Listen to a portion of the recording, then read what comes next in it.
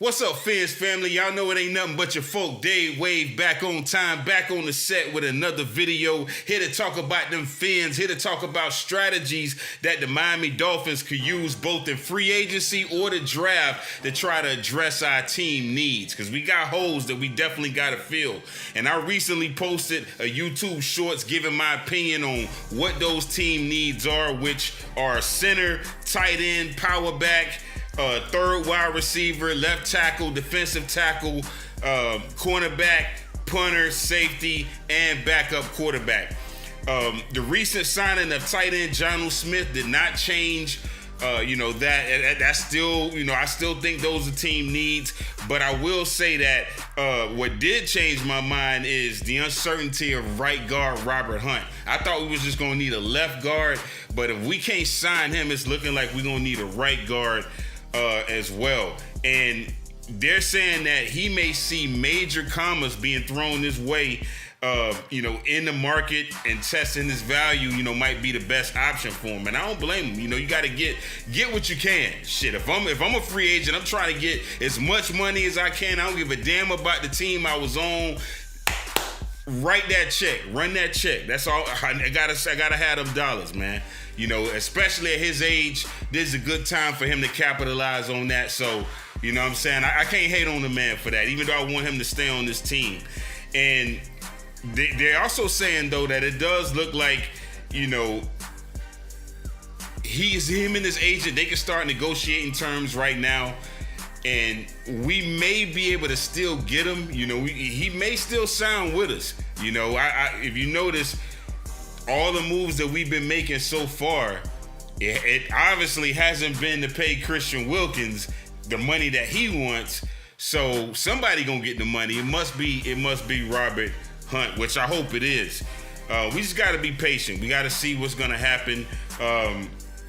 Christian Wilkins does look to be on the outs, but we did leave a key under the mat for him. And I would say we pretty much left a key under the mat for all the players that we released, really, and that even goes for Keon Crossen. And I'm surprised we cut Keon Crossen because Anthony Weaver, he coached Keon Crossen with the Texans, so I thought maybe they would keep him on, but it looks like we're actually going to keep on Elijah Campbell. He's going to stay with the team, so we're going to re-sign him. But Keon Crossen and Jerome Baker also surprised a lot of people. He got released as well. He's not with the team right now, but we left a key under the mat for him as well. And I know, like I said, that may surprise a lot of y'all, but when I watched the tape, I saw this last season that Jerome Baker kind of got lost in the shuffle. He didn't make game-changing plays. He didn't really do anything special. He made plays, but he didn't do anything special all the time. He wasn't dominant, David Long Jr. seemed like he had more of a presence on our defense than him, so I wasn't surprised at all. And but I ain't gonna lie, I was kind of hoping we didn't release him. I hope we kept him for another year. Because maybe, him and David Long Jr. was starting to get some chemistry, maybe just one more year, especially maybe seeing what Anthony Weaver could do with him. That'll make it to where we don't have to address linebacker in the draft. I kind of don't want us to address any linebacker position in the draft just because we already invested in Channing Tindall. We just signed David Long Jr. And even though Baker may not be the right fit, maybe we could add another stud in there, or there's a linebacker that we could be having our eyes on, which I might talk about soon. I still think we should have kept. I kind of think we should keep Baker, for now. I would move on. I would look to replace him maybe in another year or so, but I would keep him for right now, because there's other positions I really want us to hit in this draft. Now, in this video, I'm going to go through each position group, each need, and tell y'all if we should either use free agency or the draft to address that need. This may be a long video, so, I'm going to timestamp it. That way y'all can, skip through, to whatever group you want to see on your time, and it'll be in sections. After this video, though, I'm gonna release more content, give y'all the free agency blitz with shorts on players that I picked on my free agency board that I have. And then, I might drop that either before April 1st, give y'all the draft board videos and draft board shorts where I cover all the players that I picked, because I did my homework, y'all. I did my homework on all these players in free agency and in draft. All these players. So I know I was looking for specific things, specific traits from each position group based on what McDaniel looks like he's looking for, and based on what Anthony Weaver might be looking for, and what Chris Grier might be trying to do with this, this roster for the future, So that's kind of how I looked at it. It wasn't really so much of what I would do 100%. I mean, half of it was that. The other half was, what I just mentioned. And, I want y'all to make sure and click that subscribe button, click that like button, click the notification bell. That way you can get all the videos first. I know some of y'all missed some of the shorts that I've done within the last 2 months. I release a lot. I'm going to be releasing a lot of shorts videos, a lot of TBFN shorts. So y'all make sure and tap in, stay tuned in, lock in with your boy, lock in with your folk, and I'm going to give y'all, some good content when it comes to this. Now, I'm proud of Chris Grier so far as our GM. I think he's done a good job. I've been on social media. There's been some fans that think he's done a terrible job. Oh, he missed on this pick, that pick. The front office sucks. It's just mad fans, and I understand. Some angry fans out there because it's been a long time since we done won. And a lot of fans ain't trying to hear that, and I get it. But if we look at it from an optimistic approach, and we look at it from what Chris Grier's done as far as having building blocks for this team, he's done a good job. Now, if you're gonna say Chris Grier's done a bad job because we're gonna lose players in free agency, I get it, but that's gonna happen. Every team's gonna lose players in free agency. Kyle Duggar is out right. He's available right now. You know what I'm saying? For the Patriots. They may or may not sign him. I'm pretty sure they will. They'll be dumb if they don't. And if they don't, we need to sign him. But he's out there, Isaiah Simmons, the Broncos released him. He's a good safety. So you can't keep everybody, That's why the goal is in 4 years, you want to try to win a Super Bowl. In 4 years. Every team is trying to do that, especially after they draft a quarterback. Because you look at now, Justin Fields, the Bears, they drafted him.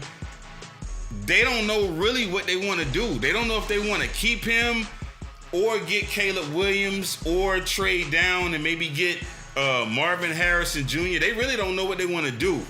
And I can see why it's going to be a tough decision, because with Justin Fields, it seemed like if you give him maybe one more receiver to go with DJ Moore, get him a running back, and there's some good running backs in this draft, he might be good. That may be all he need.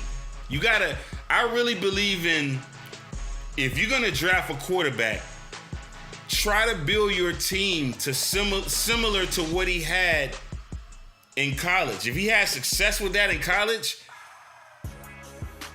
why the fuck would we bring him on the team and put him in an offense that he's not familiar with? That just don't make no sense. Why would we put him in an offense that he's not familiar with, give him running backs that don't fit his style of offense, and expect him to try to, give you a playoff berth in his first or second year? That's not going to happen. Y'all need to get that out y'all mind. And we made that mistake with Tannehill. When we got Tannehill, what we didn't realize was Lamar Miller, even though he's a great back, he's not the right back for Tannehill. Tannehill needs a bigger power back. That's why when he went to Tennessee, That was exactly what he needed. A good offensive line, strong offensive line, maulers up front with maybe a man blocking scheme. We ran a zone blocking scheme with him here, but he's probably better suited in a man blocking scheme with a power back, and that worked with Tennessee. He had better success there than he had with us. You got to know what you're doing with your quarterback, and as far as pairing him up with the right weapons. Tua, he had Najee Harris, a big power back, with Josh Jacobs, with Damian Harris. You got to give him that same exact thing when he comes to your team. You know what I'm saying? Jameis Winston. Why the hell did the Bucs not get him a running back that was similar to Dalvin Cook? If you would have gave him that, he'd have probably had the same result. He's never had that since he's been in the league. He's had Alvin Kamara, which is good, but he hasn't been with Kamara long enough. They haven't trusted him to have Kamara as his right-hand man, in the offense, bringing in Taysom Hill and all this other shit. And no, give him the same shit he had at Florida State. He probably gonna give you the same results. Cam Newton, give him the same shit he had at Carolina. He gonna give you the same results. So I believe you got to do that. That's what teams have started. I don't know why it took so long. They started to realize that. We've been doing that. Chris Greer's done that with us by getting Waddle, who's basically being Waddle how he was at Alabama. Tyreek Hill is playing that Henry Ruggs role. What are we missing? We're missing a Devontae Smith type wide receiver, and we're missing a Najee Harris type power back. That's what we're missing. You know what I'm saying? And I'm gonna get to the running back position, but right now, I just want to, like I said, I want to talk about Chris Greer's strategy, which so far has been working as far as building that Alabama-style roster that Tua had, getting a play caller like Mike McDaniel who can do like Steve Sarkisian did and run the plays that Tua, that is perfect for Tua in this offense. He's doing that.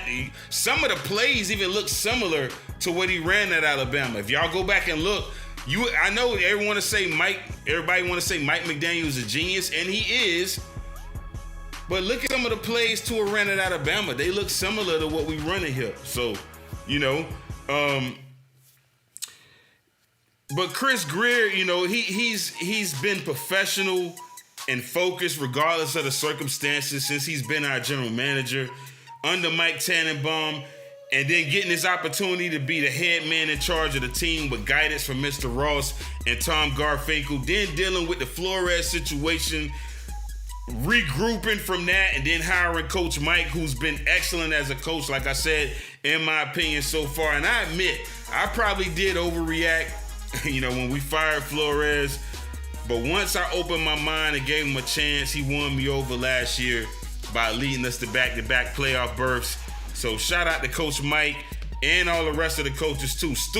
Eric Stootsville. Shout out to Stootsville, because I gave him a hard time, like I said, but he's got our running back room looking good. You know what I'm saying?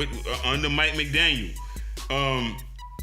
I think Chris is going to continue the theme of looking for young vets in free agency who was 28 years or younger, and squeezing the juice out of our waiver wire players or waiver wire players who got cut from other teams. Even though we had to create space, I think we can address all our needs before camp, without a doubt. And I can see why Chris Greer is not worried. But let's start by talking about the quarterback position. As we know, Tua just set career highs in passing yards, 4,624 yards. Would have had 5,000 had it not been for some drops. Had it not been, he would have had more touchdowns as well. He had 29, and he had a completion percentage of 69.3 while starting all 17 games. He's going to get a huge deal soon from what we're hearing. And I know we got some fans that hate to hear that because they think that he's a Jag, but I think he's just scratching the surface. And, I think there's a lot more that he can do. Word on the street is that he finally hired a personal quarterback coach. They say a lot of quarterbacks in the league got one. He didn't have one since he came in the league, but now he has one. And they say that, it's going to help him refine all parts of his game. I think if he can work on, just like Asante Samuel said, if he could work on speed, flexibility in the offseason, improve his spatial awareness, to scramble out of the pocket, use his legs as a weapon on design runs. Yes, I think he should have design runs. I don't give a damn about the concussions. Get another one trying to run people over. Play like Tua Tagovailoa plays. Tua Tagovailoa is a dual threat quarterback when he wants to. He got to show a little bit more heart. I got to admit that. He got to show a little bit more heart. He got the heart, and he does show it, but I want him to show it more as far as scrambling and getting out of the pocket. That's what that's what separates him from Mahomes, is Mahomes will do that. He has all the tools as far as throwing. I don't care what nobody say about his arm. He got the tools. He proved to me the last 2 years that he could be Drew Brees. Now I need him to prove to me that he could be Steve Young. And I think we can help him by adding different type of weapons to complement Tyreek Hill and Jalen Waddle. If y'all been following the podcast and listening to my past shows and heard me talk about Skylar Thompson and Mike White, y'all know I'm not really comfortable with either one of them being the backup. Luckily and thankfully, Tua was able to finish the season healthy, so we never really had to rely on them like we did at times, in his first 3 years. But I think we should upgrade. And even though I like some of the free agent options that are out there, which I'm going to list them, I think Tua's brother, Tua Tagovailoa, he's probably going to be available like in the 4th or the 5th round. Hopefully the 5th, because there's players in the 4th. If we can get a 4th rounder, there's players there that we need to try to get. So hopefully we can get him in the 5th. And then there's other quarterbacks too in the 6th and the 7th, which I'm going to talk about in TBFN shorts, that I think we could also add if we don't get Talia, and they can be used as a different element in our offense. But here's 5 free agent quarterbacks that I think we should target if we don't decide to go with Talia Tagovailoa and we decide to go with a veteran. Number 1, Tyler Huntley, 26 years old, has starting experience, and some think the Browns might want to target him, and maybe snatch him away from the Ravens in that division. And they think that he'll be a clear upgrade over PJ Walker and DTR. I think he possibly could be, but I think DTR could play. He young. He came from UCLA. He could play. PJ Walker, yeah, I think he's better than PJ Walker. And I think that, when I seen him play after Lamar got hurt, he showed me he could kind of be Lamar Jackson light. And I think he could push Tua as far as competition in camp. And, we could even use him on the scout team if we trying to simulate, going against a scrambling quarterback. So he could be an asset like that. If we trying to go against Mahomes or Josh Allen or even Lamar Jackson. He played with Lamar Jackson, so he could definitely simulate that. Maybe him and Anthony Weaver can, hey, I seen you do this in practice when I was at Baltimore. We might need to think about that. Maybe I think Tyler Huntley would be a good option. Next, Joshua Dobbs. He's 29 years old, been a journeyman in the league so far. Played for the Jaguars, the Browns, the Steelers, the Vikings. Shit, he might play for every team just like Fitzpatrick, the way it's looking, so far. But what I like about Josh Dobbs is it seems like he's well prepared whenever he goes into the game. He got drafted from Tennessee. He played for the Volunteers, and he's made plays and won some games in this league. I remember what he did with the Arizona Cardinals last year. I forgot who they beat. I think they beat the Cowboys. I forgot who they beat. And then when they moved into Minnesota, he got right in there and was able to make plays, So he was kind of balling, And I think that, he could lead us to a 2-1 or 2-2 record over a 4-game stretch if Tua was to ever get, hurt and he had to get thrown in there. I feel confident that he could do that. And you need that on your team. The next quarterback that I have that could be a target, in my opinion, is Easton Stick from the Chargers. He's 28 years old, got a funny ass, the Easton Stick. But shit, Stick be balling, man. He's been on the Chargers for a while. I like some of the plays that he made in preseason, and I think he could be a good backup simply for his versatility, and his potential to be kind of like a Taysom Hill, because he got dynamic ability. I seen him on tape, and obviously Taysom is way more physical. He's more of a power runner, but shit, Easton, he could be used in that way, and I think if Mike is willing to try that, and he's willing to create a package of plays and be open-minded, he could be a good backup for Tua. Next, I got Gardner Minshew of the Colts, 27 years old. He's not a franchise quarterback. He's a fringe franchise quarterback player, but I think he's underrated, but I think Gardner's underrated. Gardner Minshew's underrated. I think he's better than some of the quarterbacks that started last year. I think he's better than Baker Mayfield. I think he's better than Zach Wilson. I think he's better than Daniel Jones. Shit.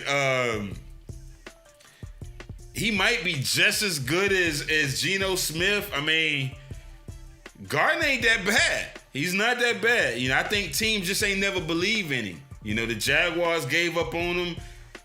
Is Trevor Lawrence really that much better than Gardner Minshew? I mean, ask yourself that.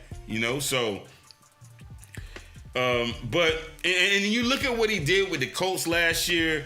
I do think he probably gonna stay in Indy because I think he likes Shane Steichen's system. And honestly, I wouldn't blame him. If he stayed, he should stay there. And then last, I got PJ Walker of the Browns, 29 years old. He showed that he could fill in when needed as well. And I think he might be a good fit in McDaniel's scheme as a backup. Now let's take a look at the running back free agent market. You got hella running backs that you would want on this team. Derrick Henry, King Henry, number one. He's the number one priority, like I said, on social media. Besides extending Tua, man, sign Derrick Henry. I don't give a damn if Raheem Mostert rushed for 2,000 fucking yards, okay? I'm not taking nothing away from Raheem. Yes, he's a great running back, and we should definitely keep him on this team. Matter of fact, Raheem Mostert should get a 2-year contract extension. How about that? How about we keep Raheem for 2 more years and let A-Chain do the same thing he did last year, except we're going to use A-Chain also in special teams. Why don't we do that?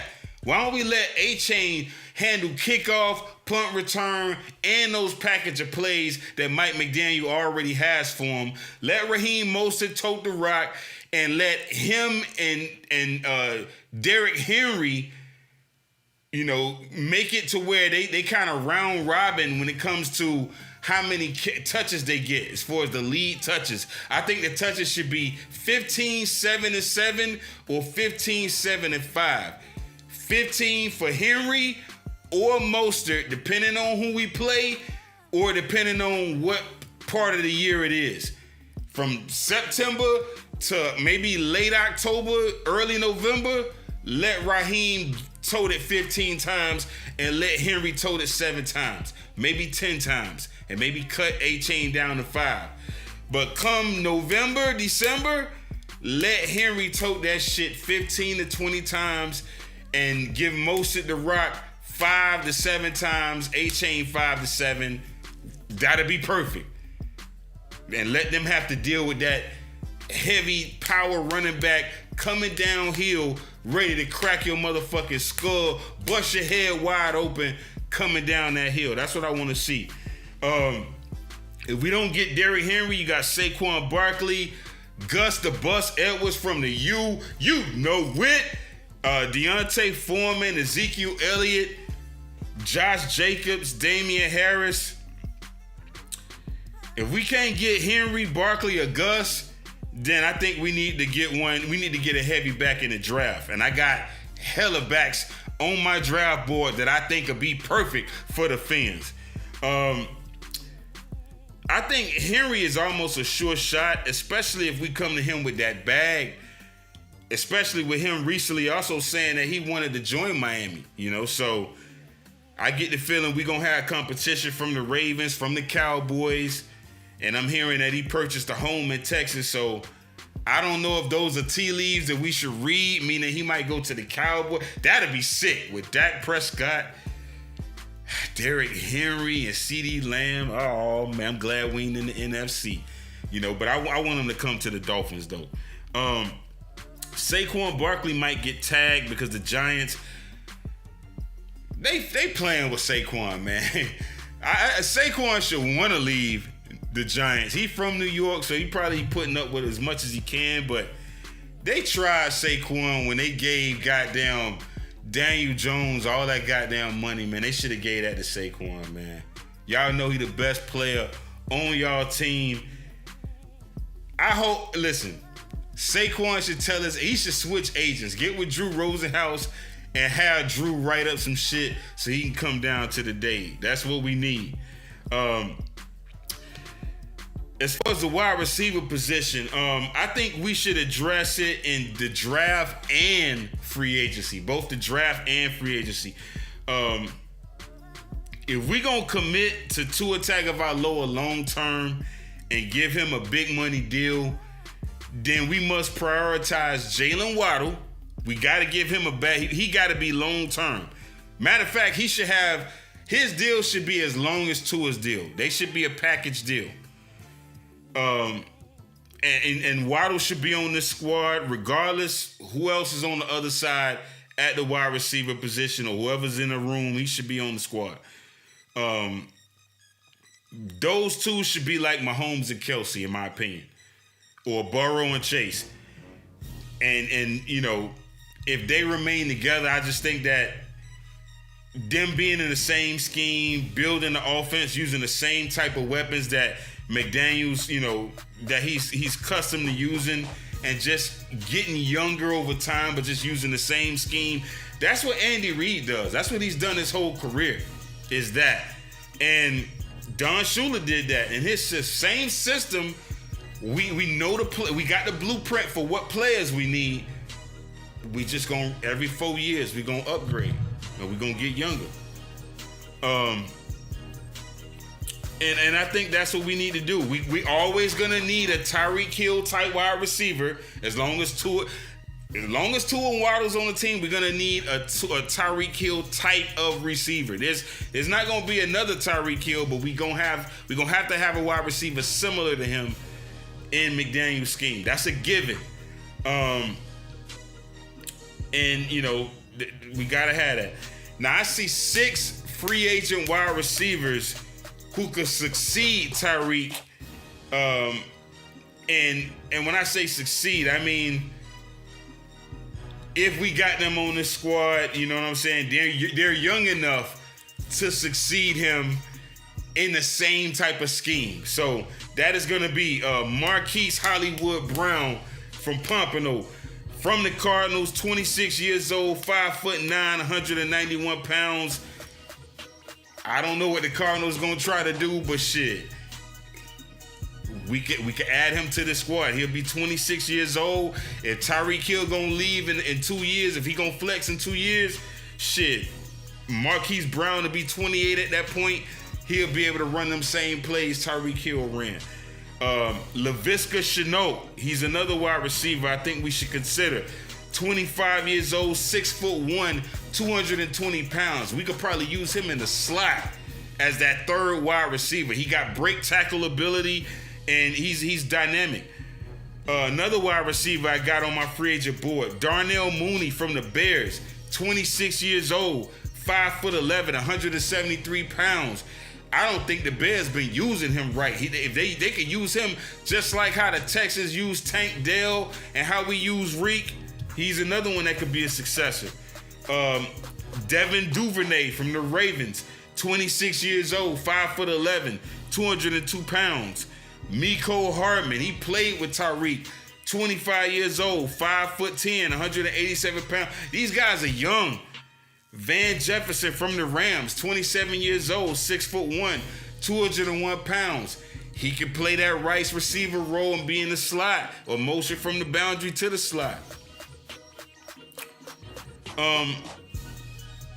And I would say that the receiver that I'm interested in the most, though, and I there's some other ones on here.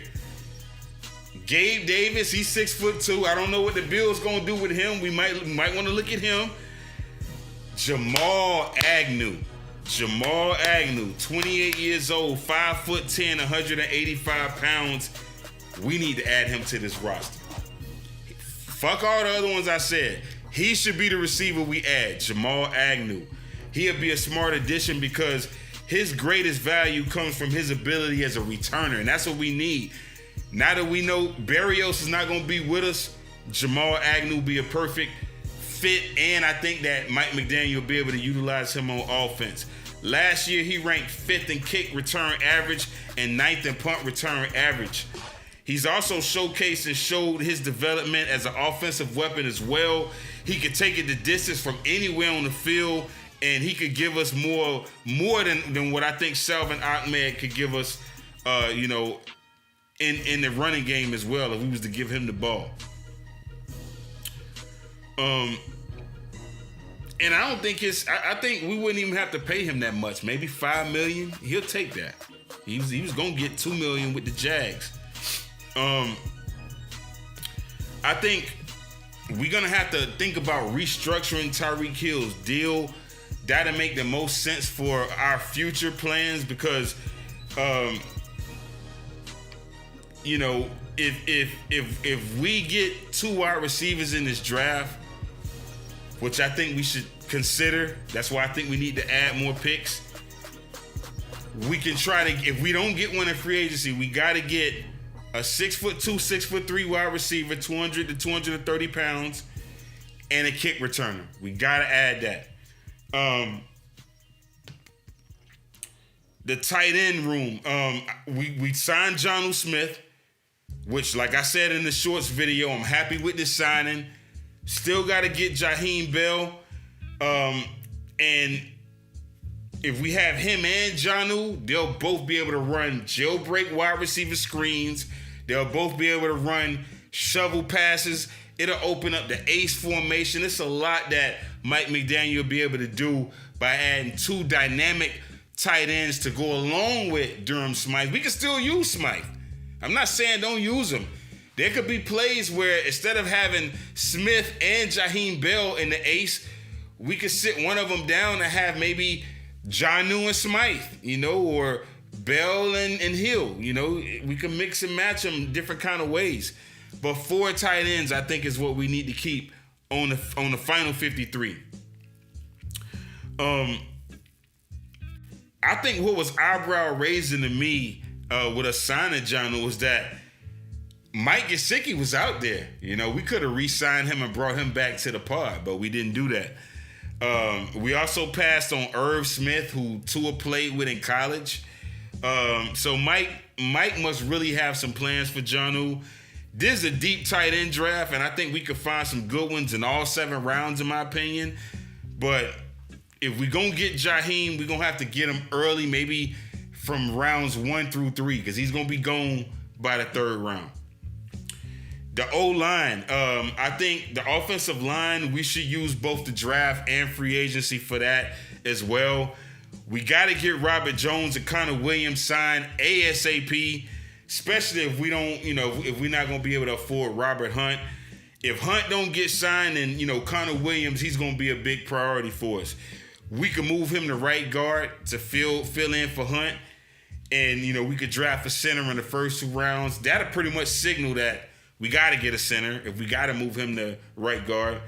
I got 8 centers on my board, and we can get one in rounds 5 through 7 if we don't get Jackson Powers Johnson. There's some good centers all across this board.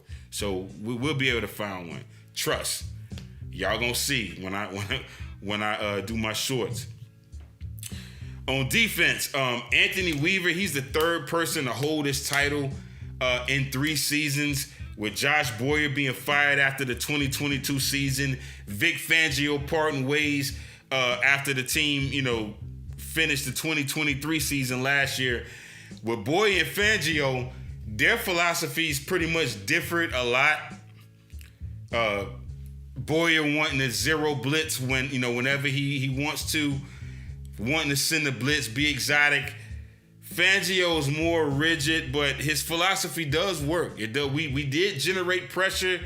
He did time the blitzes correctly. I do like that. He timed them at the right moments. But like I said, Fangio's defense always puts teams in field goal range. I did not like that. Weaver knows what he's talking about when it comes to defense. I know that for sure because especially when it comes to that defensive line, because he's played defensive line both for the Ravens and the Texans. He's 6'3", played left defensive end at around 290 pounds. He coached both of the same teams that he played for, which is, had renowned Pro Bowlers on there, from Super Mario Williams to Jarrett Johnson, Abrayo Franklin, Ed Reed, Bart Scott. He's played with a lot of good players, and coached some. From 2003 to 2005, he produced 95 solo tackles, 11 sacks, 4 fumble recoveries, and 19 tackles for loss. Baltimore, that was a team he was on. Brian Billick he was the head coach. He had Ray Lewis on the squad. He had Ed Reed on the squad. But they had Kyle Boller as their quarterback, who he was a backup, for the most part. He started with the Ravens. He did okay, but he's a classic example of a quarterback who could throw the ball 70 yards down the field on his knees, but he can't read a defense to save his life. And he'll blow the game throwing an interception to the wrong team, and he just couldn't carry them to a Super Bowl. The defense had to carry them. And their defense didn't mind doing it. That was their calling card. That's how they won Super Bowl titles. When Trent Dilfer was under center, all he had to do was just manage the game. Jamal Lewis was toting the rock. And speaking of Lewis, he was still on the roster and still productive. So Coach Weaver, he knows that philosophy of ground and pound. That's where he comes from. When you look at that Baltimore coaching staff, they had Rex Ryan. Like I said, that was his position coach. He had Mike Nolan. That was his defensive coordinator. Phil Zacharias. Mike Singletary was the linebackers coach, inside linebackers. Donnie Henderson was the defensive back coach. Dennis Thurman. Those are all 46 Bear defensive coaches, who know that Buddy Ryan system of blitzing. So we might see a lot of that, and I'm glad. Let's blitz the hell out of teams as much as we can, because those 46 Bear fronts, those are tried and true. So it's going to work with us. And when he did call plays as a defensive coordinator, he had 1 year where he called for the Texans in 2020 as a defensive coordinator. It wasn't that good. I'm not going to lie. And I am concerned about that, because the team finished 4-12. That was the year that Tua was actually drafted. Houston traded DeAndre Hopkins. I think we traded Tunzel to their squad. Actually, we traded Tunzel to their squad. They finished 26th in point differential, 30th in total yards, and 32nd in takeaways. Terrible numbers, But at the same time, when you look at their roster, they ain't had nobody on their roster. They had Keon Crossland on their roster. They had Brennan Scarlett on their roster, who was on our team. So they ain't had nobody but they all they had was the Watt. They just had Watt, JJ Watt. That was it. But there's 5 options that I like that we can add in free agency to help our D-line. And I ain't gonna lie, when I look at the defensive options that are out there in free agency, Christian Wilkins, I'm not gonna lie, he can get big money, man. He can get big money because he's in the top 10 when it comes to tackles and sacks out of the available free agents. But there's a lot of players that are available that we can get as well. We got a lot of options, you know. So we did add Daviyon Nixon, but I think we need more depth. So I would add another in free agency. I would use free agency and the draft to address the defensive tackle position if Christian Wilkins were to walk. We could do it in free agency, but I would prefer the draft because I think we need to go younger on the D-line. But my top 5 options are defensive tackle Mike Holtz. I think that's how you say his name. Defensive end Chase Young. AJ Espinosa. He's also a defensive end. Yetur Gross-Matos. And Jonathan Greenard. So, there's one defensive tackle and 4 defensive ends that I have. I mean, I don't think Chase Young's going to be available. Greenard's probably not going to be available either. They probably going to get signed or tagged. But, because I think teams would be stupid to, the Texans would be dumb. The 49ers, I think they should keep Chase Young there because he played with Bosa in college. Why break that up? Y'all went far in the playoffs. Just keep him on the squad. But if he available, Chase Young, we should try to get him. AJ Espinosa and Gross-Matos, we should keep our eyes on them because they'll be good options as for depth. The linebacker unit, I think we should look to the draft or trade, not free agency. We released veteran linebackers Ogba and Baker, but I think we should look to the draft here. If we go for trade, and I think we should try to keep our eyes on trading for linebacker Patrick Queen of the Ravens, because he played with Anthony Weaver. Weaver would know exactly how to use him, but I think he probably the Ravens might give us a hard time with trying to get him over there, So I don't know. We'll see. The free agent options that are out there, I'm not really too crazy about. I mean, Zach Cunningham is an option. Jonathan Greenard can play both on the line and linebacker. So other than that, that's it. I don't even have a file for the linebackers. And lastly, last but not least, the defensive backs. I think we should look to the draft. For cornerback. Safety, maybe we should look at free agency for safety. He's been released, which I'm not surprised. He was due to count $25.9 million against the cap, 4th highest on the team. So the writing was on the wall. I think we should use the draft to try to find the next Xavien Howard. Not go to free agency route. Find the next Xavien Howard. I got at least 4 corners on my draft who I think can be the next Xavien Howard, but we got to get him early. So defensive tackle, and cornerback, we're going to have to try to get in the first 3 to 4 rounds. The class is deep at corner, but the elite corners, you're gonna have to get them early. We still got Kader Kohu, who I got faith in, but we need to get young elite talent in that room. And like I said, the safety class is deep at free agency. I know we can sign Deshaun Elliott, but you also got Kyle Duggar out there. Like I said, Isaiah Simmons. We got options.